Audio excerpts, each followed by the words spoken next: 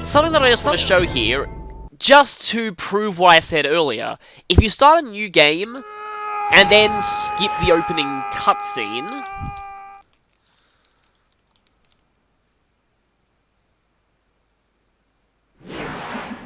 you go straight into the first warp room. You still get the first Cortex message, but you don't get to play the intro level. So if you're just playing this normally and aren't really concerned about speed, this is actually a bad thing because the intro level contains a mask and a life. But anyway, that's just to show that. The other thing that I want to show is how to annoy Cortex by repeatedly not picking up crystals. You actually do get a few unique messages if you intentionally avoid the crystal in one level for as long as possible, so I'll just cut to the end of the level to show that. Oh, yeah, I just accidentally proved that you can actually jump over that set of boxes without using the bouncy one and not break any of them. It is possible, but the safest way to do that is to use the bouncy crate.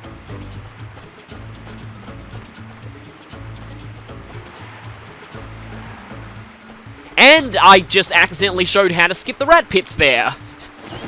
Doing so many things accidentally here. I intentionally got one box that way, so that I can just show this. This is what the end of a level looks like if you didn't break all the boxes in it. You'll see how many boxes there are total, and how many that you had. Not as hilarious as what happened in the first game, but that was actually kind of annoying, because in the first game you also had to get all the boxes in the level without dying, because checkpoints didn't save your box count.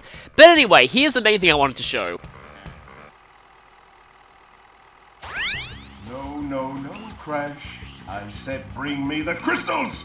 Now, get back in there. That one's pretty short, but you'll get a second message if you do it again.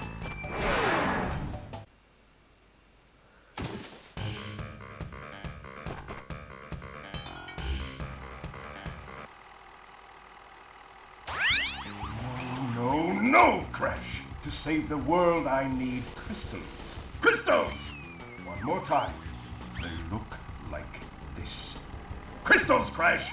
Go back through one of those doors and bring me crystals. So yeah, he does get pretty angry there. I think that's the last one of those you can get, though. Welcome back to Crash Bandicoot 2. Last time we cleared out all of Turtle Woods and cleared out as much as we could of Snowgo. Clearing out Turtle Woods is going to be important here for Hang 8. This level is actually a little bit complicated for getting the box gem, as it's the first one we'll encounter where you need a colored gem from an earlier level. These are the river levels. We can see here we've got a platform that goes up and down. We actually don't need this platform, we can just slide jump over the water here. Also got these piranhas here. I forget whether you can spin them away or not, but I don't want to try. And we're starting with invincibility, although invincibility really does not matter in this level, because, well, the water is instant death anyway, but the moment that we jump on this thing, which is the waterboard, we lose our invincibility. You are basically capped at 2 masks while you're on this thing. This is the main gimmick of the river levels. You can press the circle button to do a boost, but be careful, otherwise you might careen into those mines. You'll also notice the timer down there. The timer, I'm going to ignore that for now, because unless you're an epic speedrunner, there is no way that you can get the box gem and complete that timer task at the same time. Mainly because, so when I go on the bonus platform, the timer is going to disappear. The timer is actually still counting down, it's just invisible. So yeah, good luck completing the bonus and getting all the boxes and doing all that in the time remaining. So yeah, we have to slide under those metal boxes there. I do really like the music in this level, by the way. I really like the remix that's in the remake. As of recording this, footage of that level is one of the few full levels that I've seen of the remake, and it actually looks pretty amazing. Anyway, not a particularly difficult bonus overall. But now we get to this. This is a gem platform. If you didn't have the blue gem, you would not be able to use this. It would just be an outline. This leads to a secret area that contains more boxes. So if you don't have the blue gem from level 1, you can't get the box gem in Hang 8. So that will be our first instance of this mechanic. We'll be seeing more of that later. There's generally not all that much backtracking in this game, provided you know how to get the gems on your first try. Now those hippos are temporary platforms. They go into the water once you jump on them. And here we have something that can be a little bit tricky. 2 boxes in the water, but that's fine. Also, this music is amazing. This is probably my second favourite secret area theme in the game. We'll be getting to my actual favourite in the next warp room. So we have these ramps. If you boost up of them, you do a bit of a flip there, but it can be a little hard to control your exact direction, so sometimes it's better to just hit them normally. You will usually break all the boxes just by hitting them normally. The flip is just for cool points, I guess. Now this formation of mines can be a little annoying because now that we've hit that, we actually have to backtrack and get those outline, and we're going to hit that mine, yeah, of course. You know, I kind of like being down to just one mask. I don't want to be invincible all the time. So grab this, and then we can go ahead and grab these outline boxes. And yes, like I said, sometimes the angle on these can be a little bit tricky. Damage boosting is a pretty viable strategy in these areas though, because hitting the mine gets rid of it. And there's the Nitro Exploder for this level, so if you went to the very end and thought, oh, where was the Nitro Exploder, then that's an indication that you will need the gem path to actually 100% the level. So we're back in an area that will be considerably easier compared to that. This is where you're supposed to first encounter the hippos, which look really awesome in the remake, by the way. Crystal again. See, I don't know what Cortex was talking about when he said they were well hidden. Another checkpoint, and let's move on to... I think this is the final waterboard segment. Those whirlpools will suck you in, so be careful of them. They're mainly a threat when you're going for the timer gem. And I kind of spoiled what the reward for the timer is, but really what else would it be at this point? You don't have to boost over that, but it's kind of fun to do so. And with that, one last plant, which is generally a theme of these levels. They like to throw one plant at you before the end, and there's the box gem for 74 boxes. Not too bad overall. Where things get a little bit trickier though is the timer gem, and this is where I might be having a few outtakes.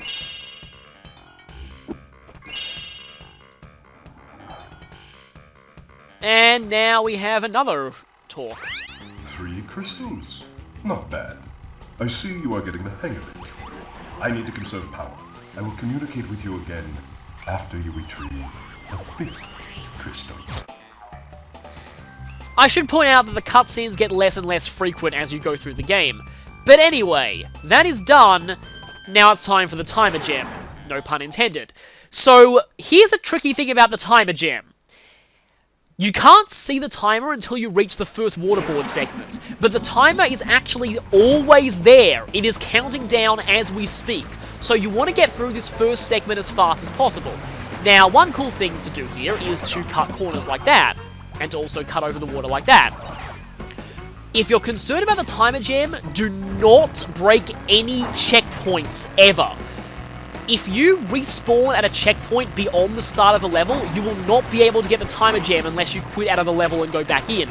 So, in the interest of that, I'm actually going to be basically just avoiding checkpoints. Slight bit of a cut corner there. Do not enter the gem route. That's a bad idea, and I can't believe that didn't hit me. I can't believe I actually jumped there as well, and cutting corner there. Sliding and slide jumping is generally a pretty fast movement technique. As always, if you're running low on time, damage boosting is a pretty viable strategy in these areas. I might want to conserve my mask here. I'm going to be going all out. Last plant. And here's something annoying.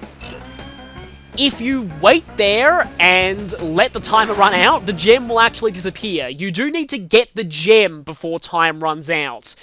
You can't just reach the end and think you're safe. So I actually got the timer gem first try there. These are some of the tasks that gave me the most trouble when I was younger, so kind of glad that I did that. Once you know more about the ins and outs of this game, it's really not too bad. And of course, a speedrunner can do that much, much faster. Now that I'm done with one more level, it might be a good idea to save before we head on into the pits. Our first level to only have 2 collectibles, so just a box gem, no real other hidden secrets to speak of. Now, while I said this level has no secrets, it does have a little bit of a trick up its sleeve when it comes to going for the box gem. You'll see what that is in a bit. But in general, this level does not have any secret areas like in Turtle Woods, so ironically it's actually kind of easier. It does introduce some mechanics that normally would be the first introduction of them, like this bird, but we've already seen them in Turtle Woods' secret area. Now, there's a really weird thing about this TNT here. I'm going to go jump on it here and watch it just for demonstration purposes. So, apparently, if you watch that TNT explode on screen, it blows up only 3 boxes in that area. But if you let it explode off-screen, it blows up all of them. Which is kind of interesting, but yeah, what's on-screen and off-screen are often not always the same. I'm surprised I didn't get hit by the spikes there. So really, there's nothing particularly interesting happening so far. Just another one of these. These turtles, they have saw blades on their backs. You can't jump on them. You have to, well in this case, invincibility into them. But, yeah, you have to spin them. Back when I was a kid, I actually liked these things much, much better than the other ones because I had a very hard time jumping on enemies, but I like spinning them. So, more saw blade turtles. We're going to hit this checkpoint, and then we're actually going to backtrack. This is actually kind of a strange thing, but you might have noticed earlier, there was a split path, and backtracking around pits is always annoying, so just be careful. Might be a good idea to take this a bit slowly. There is a split path here. Both paths have boxes in them. So we actually need to go down both paths in order to get the box gem. Also, only one path has the crystal, which is a bit of a jerk move for people who are playing this game just normally and are just concerned about the crystals. I missed that armadillo. You get to escape with your life. Wahaha. Anyway, hit that checkpoint. And let's see if I can get this bird. There we go. Notice the exclamation mark block here. And yeah, the exclamation marks are always, I had a feeling I was not going to get that guy. The exclamations are always metal crates, so they do not count for the box gem. Here's the crystal. So yeah, if you went down the other path and were like, wait, where's the crystal? Then, yeah. But here's where the two paths meet up, and here's where we need to backtrack, and we need to be very careful, because, yeah, there are pits here. As is pretty apt for the level's name. So, take this slowly. Also, hi there, you just suddenly spawned in. These, I believe, would be outline boxes before. So, if we went down this path first, we wouldn't be able to get these. I believe... Okay, there are some here. I'm just going to keep going. I think that's all of them, but I'm going to keep going just in case. That was almost bad. See, yeah, you got to be careful when you're backtracking in this game. Like that. That was also almost bad. And there's the checkpoint. Okay, so I know I've got every box on this route now. I'm getting my revenge for you almost getting me the first time. And let's continue on. Hello, bird that just randomly spawned. Yeah, it's a good idea. It's a good thing those birds don't just spawn right when you're backtracking, because that would make things pretty annoying. Get you, and now another checkpoint. Now, I wonder if I'm going to be able to do this. I can skip a few of these pits, and I can't now. I know I have skipped these pits before. The rats start running around a bit if you leave them, and yeah, you do have to beat all of them to make that appear. But anyway, we've got the bonus. So, this bonus is actually kind of interesting. You'll notice this blue crate below us. We can't jump on it, we can't spin it. The only thing that works is a belly flop, and seeing as the belly flop is new to this game, these crates are only in Crash 2 and 3. They were not in 1, basically. Now, let's just get past these TNTs, and this area is actually kind of interesting. There are some outline boxes here. We need to leave ourselves a path to go back and get them, which means we can't break all of these boxes right now. There are a few ways to go about this. One of them is only going for the one in the middle. So what I'm going to try and do here is, let's see, I'm going to actually jump on this once, and then I'm going to hit the middle one. It's often a good idea to hold down the jump button while you're in this thing's last few bounces, so that when it breaks, you have time to maneuver yourself in the air. Crash has a lot of maneuverability in the air, so you're usually safe before that ends. So, what I'm going to do here is, I'm going to go ahead and activate that, get the life, And here's the kind of tricky part. These crates do break after you jump on them once, and then jump off, and then jump back on them again. So I need that, so I'm going to just go ahead and... Yeah, see how that broke? And that broke as well. Now, I hope I have enough room to actually get back. There are 2 lives here. And now, let's... Can I make that?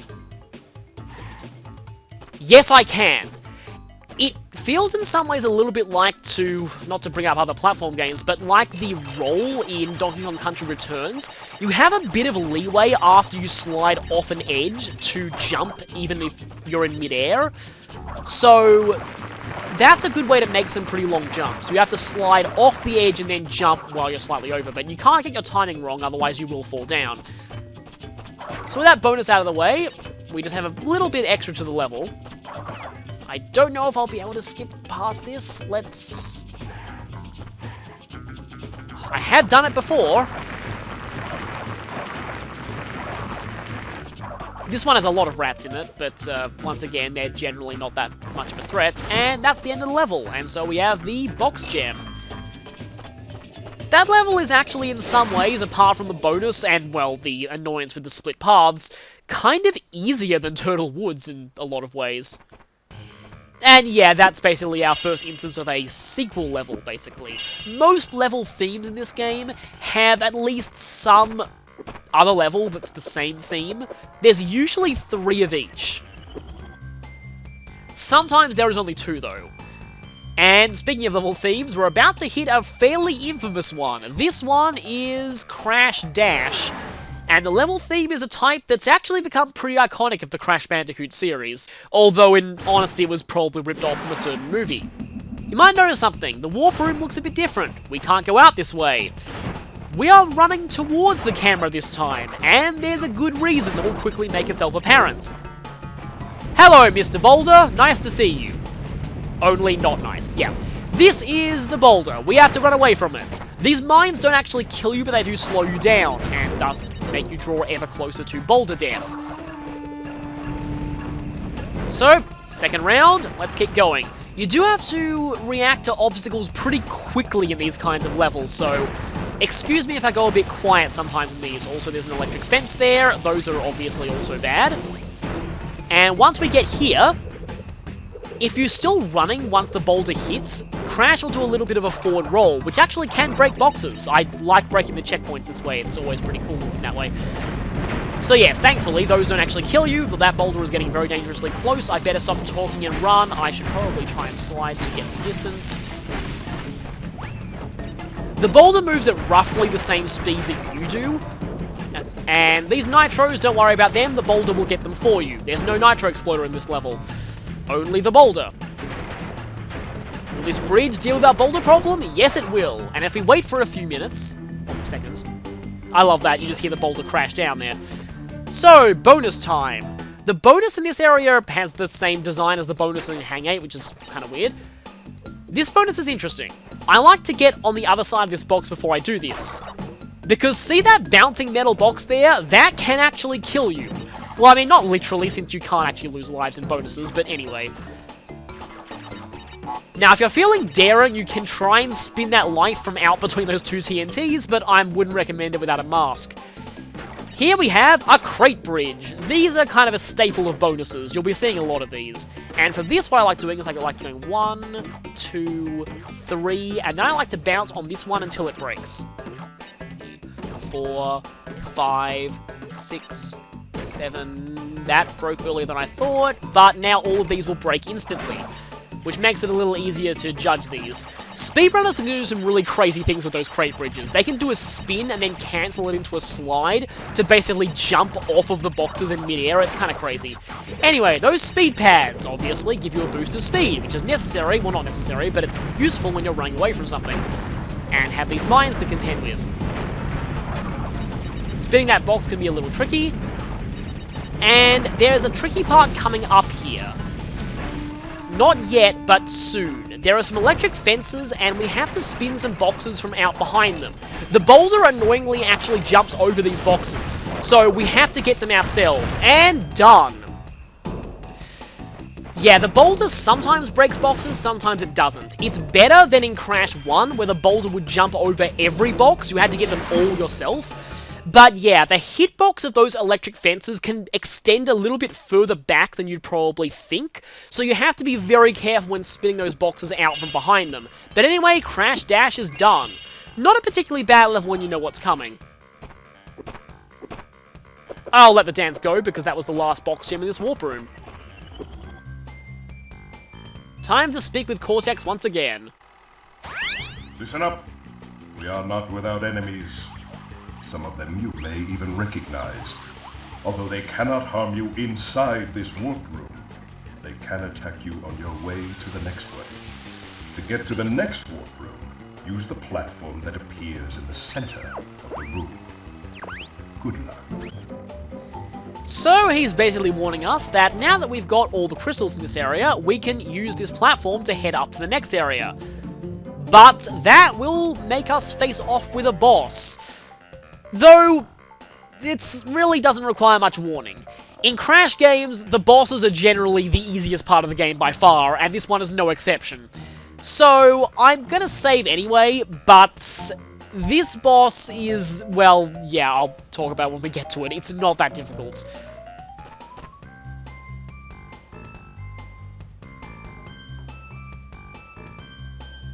That is a pretty cool level image, though. So, it's now time to head on up to the next warp room. But first, we have a fight. The beginning of this one is kind of an interesting callback to Crash 1. This boss was also in Crash 1, and in the 100% ending, it said that he took up studying, which is actually canon here. He's kind of now a professor. Anyway, this is Ripperoo. He likes explosions. That's pretty much all that's to be said about him. Apart from the fact that his laugh is amazing. So, he first makes TNTs, not too hard to avoid, then he makes nitros.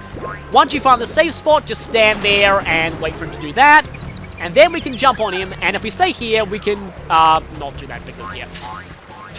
Oh, you can bounce on his head for a little bit if you just stay there. I think this corner is still safe, well, mostly safe. There's a bit of a delay in the TNT, so you have quite a bit of time to get away.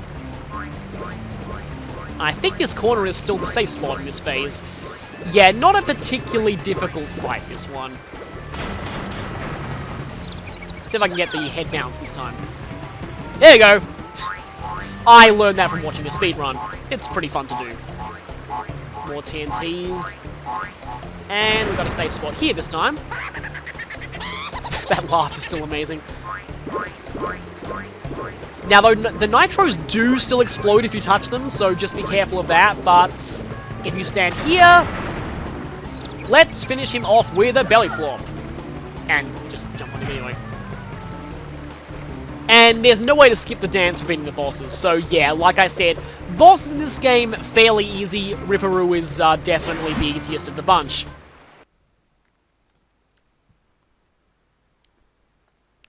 But beating him gives us access to the second warp room. And another message from Cortex.